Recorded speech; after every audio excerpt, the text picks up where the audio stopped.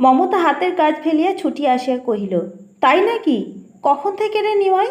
খুব বেশি বুঝি কষ্ট হচ্ছে? বোধ হয়। মা পাঠিয়ে দিলেন আপনাকে নিয়ে যেতে। মমতার ছোট বোন সবিতার শ্বশুরবাড়ি এ বাড়ি হইতে অধিক দূর নয়। তাহার বড় যা ভীরু স্বভাবের লোক। আগেই বলা ছিল সবিতার প্রসবকালে মমতাকে লইয়া যাইবেন।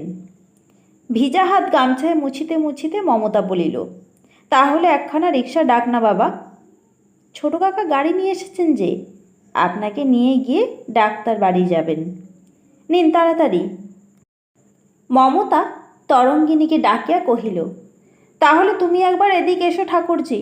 সবই হয়ে গেছে, মোটা চালের ভাতটা হবে শুধু, আর চচ্চড়িটা চড়ানো রইল, নামিও। মা বোধ হয় আন্নিকে বসেছেন, বলো ব্যাপারটা।